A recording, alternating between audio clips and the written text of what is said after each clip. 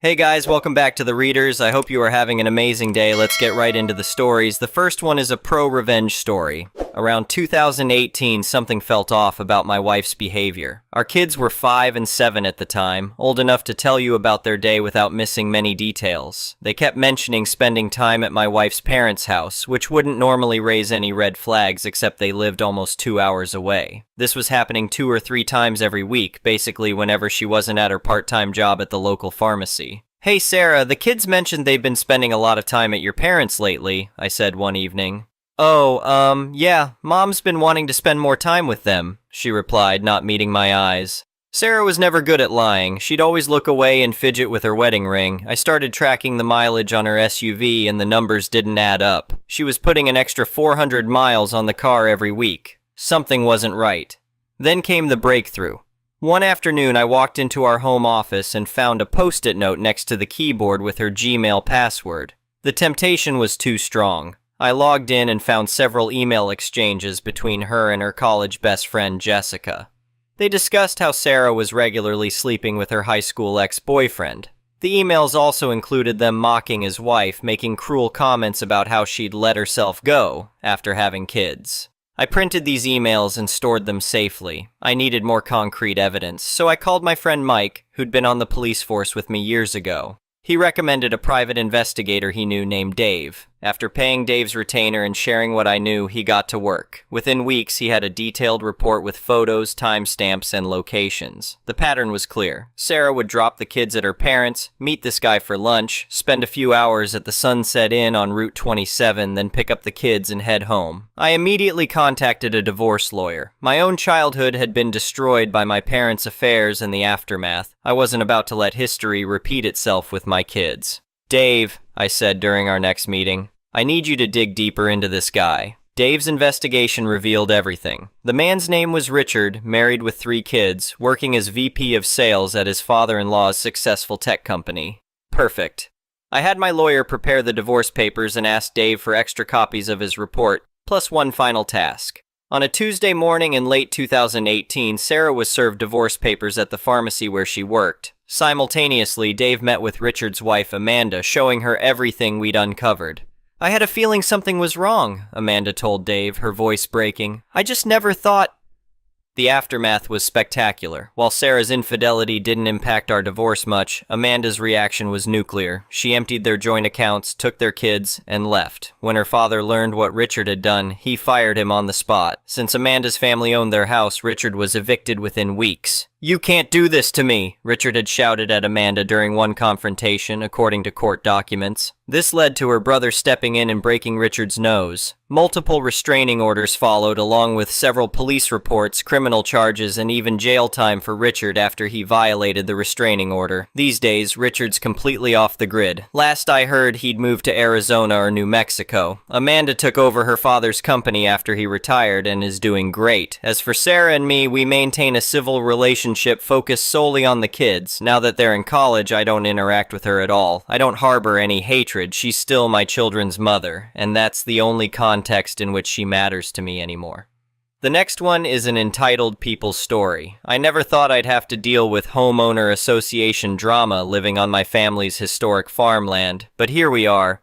This is the story of how an entitled homeowner association chairwoman tried to assert control over my property that wasn't even in their jurisdiction, and how it backfired spectacularly.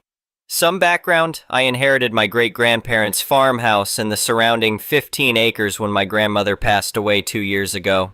The house was built in 1892 and has been in our family for 4 generations. It's located just outside city limits in a rural area that's slowly being developed into suburban neighborhoods.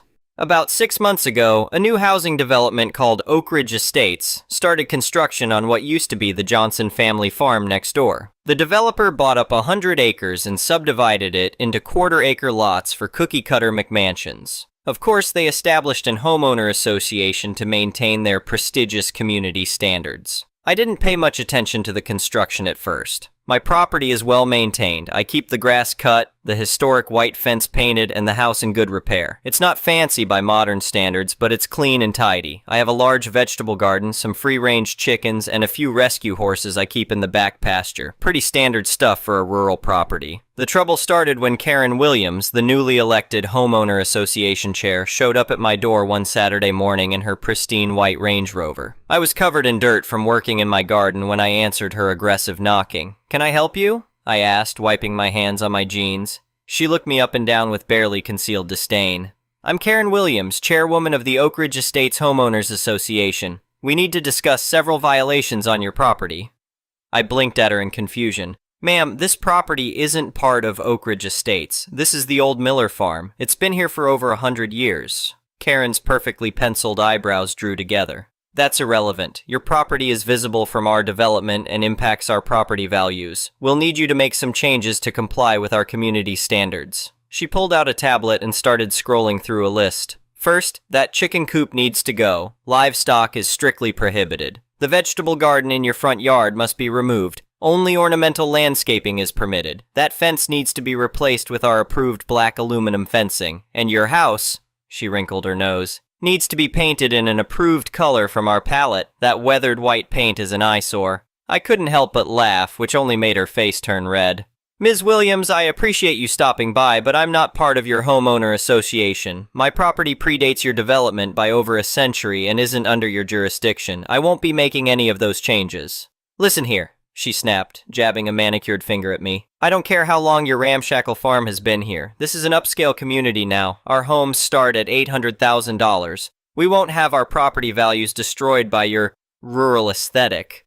She said it like it was a dirty word. "Again, I'm not in your homeowner association. You have no authority here. Please leave my property." I started to close the door. She stuck her foot in the doorway. "I'm not finished. The Homeowner Association Board will be conducting an inspection of your property next week to document all violations. We expect full compliance within 30 days or we'll be forced to take legal action." I firmly pushed her foot back and closed the door in her face. Through the window, I watched her storm back to her Range Rover, typing furiously on her phone. The next day, I found a certified letter in my mailbox from the Oak Ridge Estates Homeowner Association, listing my alleged violations and demanding access to my property for inspection. I took the letter straight to my lawyer, Jim Thompson, who had handled my grandmother's estate. He got a good laugh out of it. "They have absolutely zero authority here," Jim assured me. "Your property isn't part of their development or homeowner association. They can't force you to do anything, but let's nip this in the bud before it escalates." Jim sent a strongly worded cease and desist letter to the Homeowner Association Board and their lawyer, explaining that my property was not under their jurisdiction and any attempts to enter my property without permission would be considered trespassing. Did that stop Karen? Of course not. The following week, I came home from work to find Karen and 3 other Homeowner Association board members walking around my property with clipboards, taking photos. My security cameras caught them trying to peek in windows and even attempting to enter my barn. I called the sheriff's department immediately. Deputy Matthews arrived just as Karen was measuring my front porch with a laser measure. "Ma'am, this is private property and you're trespassing," Deputy Matthews informed her. "The property owner has asked you to leave." "We have every right to be here," Karen declared, waving her clipboard. "This property is violating numerous homeowner association regulations and devaluing our community." "Ma'am, this property is not part of your homeowner association," Deputy Matthews explained patiently. "You have no authority here. You need to leave now or you'll be arrested for criminal trespass." Karen and her minions finally left, but not before she shouted, "This isn't over. We'll see you in court." True to her word, the Homeowner Association's lawyer filed a lawsuit the next week, trying to force my property under their jurisdiction through some creative legal gymnastics. They claimed that since my property was surrounded by their development, I bordered it on only one side, I was obligated to join their homeowner association and comply with their regulations. Jim was ready for them. He filed a motion to dismiss, complete with original property deeds showing my land predated their development by over 100 years, county records proving my property was outside their development's boundaries, satellite images showing my property wasn't surrounded by their development documentation, that my property was specifically excluded from their homeowner association's jurisdiction in their own filing papers, security camera footage of their trespassing, The judge was not impressed with the homeowner association's arguments. At the hearing, she repeatedly asked their lawyer to explain what legal authority the homeowner association had over my property. They had none. "This is a frivolous lawsuit," the judge declared. "The plaintiff has no standing and no authority over the defendant's property. Case dismissed with prejudice. Furthermore, I'm ordering the homeowner association to pay the defendant's legal fees and imposing sanctions for filing a frivolous lawsuit." I thought that would be the end of it. I was wrong. Karen apparently took the legal defeat personally. She started a smear campaign on the neighborhood Facebook group claiming my eyesore of a farm was destroying property values. She encouraged residents to call code enforcement about my unauthorized livestock and unsightly garden. The code enforcement officer who came out was actually interested in my heirloom tomatoes and asked for gardening tips. He found 0 violations. Karen then tried claiming my rescue horses were dangerous animals that threatened children's safety. Animal control found my horses to be well cared for and properly contained, with all required permits in order. The final straw came when I caught her on my security cameras at 2 a.m. attempting to open my chicken coop to release those filthy birds. Unfortunately for her, my cameras also caught her vandalizing my historic fence with spray paint. I called Deputy Matthews again. This time, Karen was arrested for vandalism and attempted theft of livestock. The security footage was indisputable. The story made the local news, complete with Karen's mugshot and footage of her trying to break into my chicken coop in her designer pajamas. She was forced to resign from the homeowner association board. The homeowner association had to pay over $15,000 to restore my historic fence. The new homeowner association board sent me a formal apology and assured me they would respect my property rights. They even invited me to their community BBQ as a gesture of neighborly goodwill. I declined the BBQ invite, but I did send over a basket of fresh eggs and vegetables from my garden. Kill 'em with kindness, as my grandmother would say. These days, things are peaceful again. My chickens still cluck happily in their coop, my horses graze in the back pasture, and my garden produces enough vegetables to share with appreciative neighbors, even some from Oak Ridge Estates who've discovered they actually like having a small farm next door. Karen moved away shortly after her arrest, apparently to a gated community with higher standards. Good riddance. The best part? My property value has actually increased significantly since the development went in. Turns out lots of people appreciate having a slice of historic farmland next door, complete with farm-fresh eggs and vegetables. My grandmother would be proud. She always said, "Stand your ground when you're in the right, but don't forget to be kind when you win." Words to live by. I've since installed better security cameras and reinforced the chicken coop locks, just in case the next homeowner association chair gets any ideas. But somehow I don't think they'll be bothering me again anytime soon. The local paper did a feature story about the history of my farm and the importance of preserving historic properties. They interviewed several Oak Ridge Estates residents who said they specifically bought their homes because they loved the view of my charming historic farmhouse. Take that, Karen. I still get Christmas cards from Jim, usually with a chicken-related joke inside. And Deputy Matthews stops by occasionally to buy fresh eggs and swap stories about entitled people he encounters on the job. Looking back, I'm actually glad Karen tried to mess with my farm. It helped me appreciate what I have even more, and showed me how many people in the community support preserving our area's rural heritage. Plus, it's a great story to tell when people ask about the security cameras on my chicken coop. My great-grandparents built this farm with their own hands. My grandparents kept it going through hard times. My grandmother loved every inch of this land. And no entitled homeowner association chair with delusions of authority was ever going to change that. The farm is still here, still producing food, still providing a home for rescue animals, and still standing as a reminder that sometimes the old ways are worth preserving, no matter what the homeowner association thinks. And those chickens? They're still happily laying eggs every morning, blissfully unaware they were almost liberated by a Range Rover driving homeowner association chair in designer pajamas. Some things are better left unchanged. The next one is a petty revenge story. When I was around 8, my mom and I moved in with her boyfriend, who had shared custody of his 2 kids. His son was 2 years older than me, and his daughter was 4 years older, and they did not like my mom and I in their home.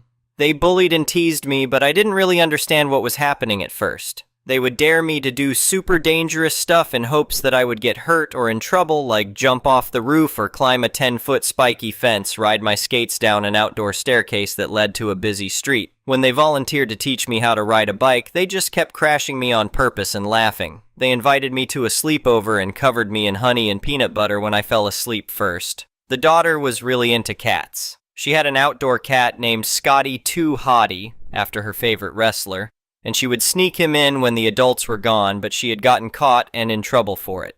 I, being a weird little kid, used to enjoy mimicking accents and animal sounds. I told her I was practicing my meow and asked if I sounded like a cat. She told me no, I sounded nothing like a cat, I sounded stupid. I had gotten feedback from others, it was a good meow, and had a feeling she was just being mean because I was looking for an excuse to interact with her. I held on to my growing resentment, and sometime after that incident, the daughter and I were left alone in the house. When she was in her room, I told her I was going to play in the backyard, then I faked that I had accidentally let the cat in. She got upset because she didn't want to be grounded again, and demanded we start looking for the cat, so I pretended to help, going from room to room, then hiding and letting out a meow. She would rush to the area she thought she heard him, and I would sneak to another area. We did this for a while until we heard our parents' car pull up and she started freaking out. She was yelling at me from another area of the house that she was not going to get in trouble on my behalf. I hid under the bed in our parents' room and meowed, and she said something like, "Scotty baby, please come out, I don't want Dad to get rid of you," and crouched to look under the bed for him. When she saw me, I said, "I thought you said I didn't sound like a cat." The next one is a malicious compliances story. My great-uncle passed away at 97, and I heard this great story of malicious compliance at his memorial service today. He worked for over 50 years at the same confectionery factory, and for most of that time he was a boiler room attendant. This was just after World War II, and at the time most of the machines and processes were powered by steam, even the heating. The steam was generated by massive boilers, and it was his job to monitor the boilers to make sure nothing went wrong. These boilers could potentially explode, causing great damage. By law, the boiler had to be attended at all times, and there were shifts that watched them around the clock, even when the factory was closed. They took so long to heat up that it was easier and cheaper to leave them running at night. After about 10 years of no incidents, the company hired a leading hand who would also act as the safety officer. He had been a sergeant in the army, and he took his job quite seriously, being quite the disciplinarian. He instituted a multitude of new procedures, some warranted, some just to establish control. The first time he wanted to conduct a fire drill, he went around telling the staff that when they heard the alarm, they had to exit the building in an orderly fashion. He got to the boiler room, and it was my great-uncle on duty that day. He informed him he would not be able to evacuate with everyone else and had to stay with the boiler. The safety officer didn't give him time to explain why. He just bluntly informed him that he was to treat the fire drill as if it was a real fire. No exceptions.